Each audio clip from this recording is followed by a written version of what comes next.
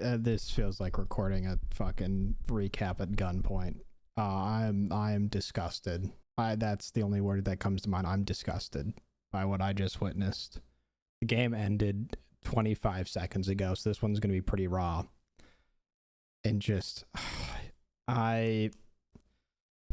it's one thing if the Bruins lose this game. That I can kind of live with. It's just the manner in which they lose it is the most deflating way possible. It's the worst possible way you can lose against a team that hasn't been in a playoff game and is going to take every ounce of energy from how they won this game.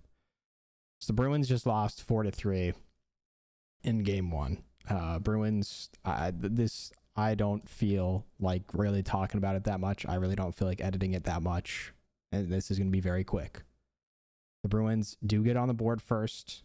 About 11 minutes into the first period, Morgan Geekie gets one off a Pastrnak blocked shot. He just finds the puck, shoots it over Pekka Luukkonen's shoulder, and that's 1-0.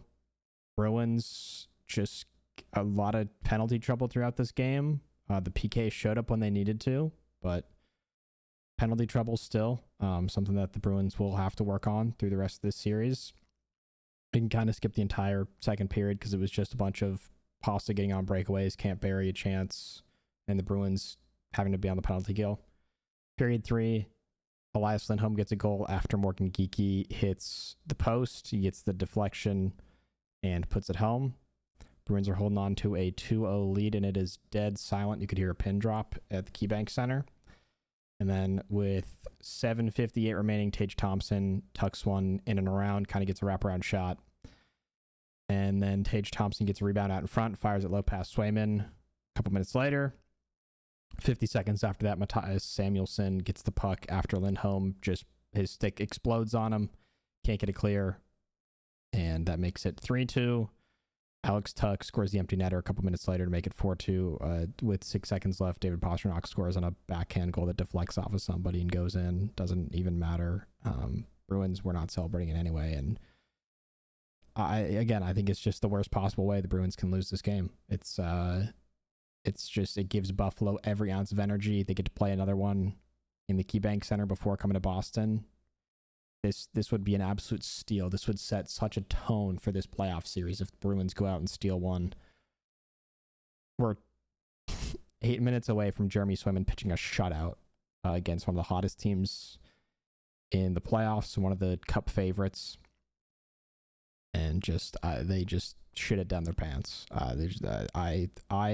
There better be tables flipped in that locker room, people throwing shit, because it's just, there's not a single thing the Bruins should feel good about. They got out to a lead, I guess. Like their top line scored.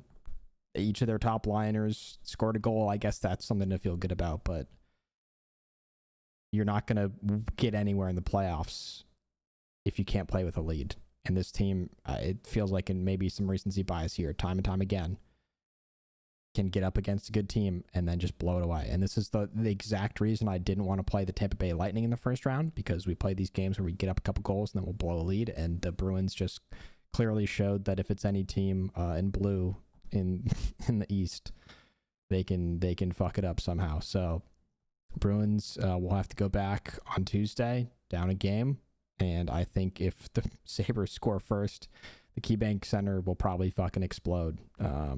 So this team's got to find some energy, because the Sabres have every ounce of it right now, and you really do not want to go back to Boston down 2 games. So see what they can come up with. I